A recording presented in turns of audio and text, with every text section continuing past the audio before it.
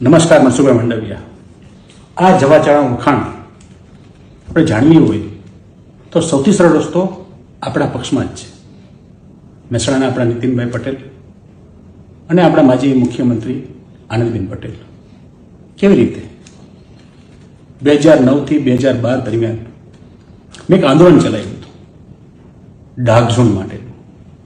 તે ગુજરાતના 250 તાલુકામાંથી 57 તાલુકા 25% વિસ્તારમાં ડાર્ક ઝોન આવતો હતો ને તે કારણે 57 તાલુકાની અંદર કોઈ ખેડૂતને કનેક્શન મળતા નહોતા.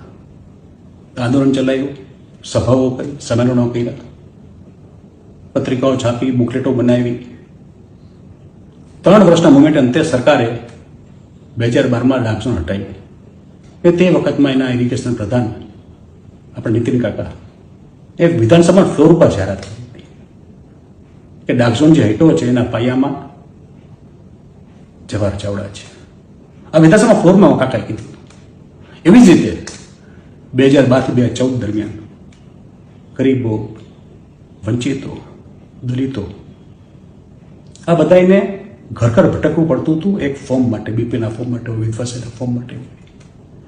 તે વાત મારી પાસે આવી અને તેના માટે આંદોલન મેં ચાલુ કર્યું હતું. તે વખત જુનાગઢ જિલ્લો એટલે સોમનાથ, જુનાગઢ, પોરબંદર, રાજકોટ, ઉપલેટા, ધોરાજી, જામનગર આ તમામ તાલુકામાં તે અભિયાન ચલાવ્યું.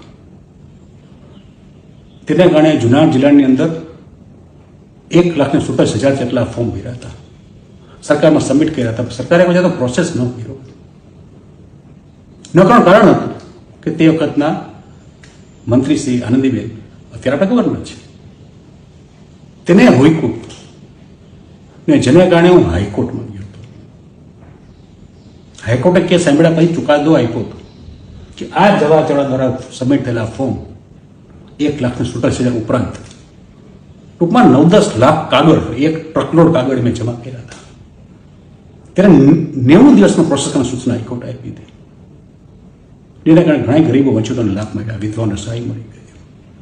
અત્યારની સરકારની જે સેવા સેતુનો પ્રોગ્રામ ચાલે છે તેનું ઉદ્ભવ સ્થાન આ જવાહર ચાવડા છે. આપના ધ્યાન માટે. આપ તો પોતાના પ્રજાના પ્રતિનિધિ નહોતા એટલે આપણે ધ્યાનમાં નહીં આવેલી હોય વાત. બીજી, આ જેટલા કામો કર્યા તે કામમાં હંમેશા લેસોડ વાપરતો. કારણ કે હું માનતો કે સેવા છે એ કોઈ પક્ષની માલિકીની નથી. આ લડાઈ કોઈ સામે નથી કરી, કોઈ માટે નહોતી કરી, કોઈ સામે પક્ષ માટે નહોતી કરી. જનિત માટેની વાત હતી.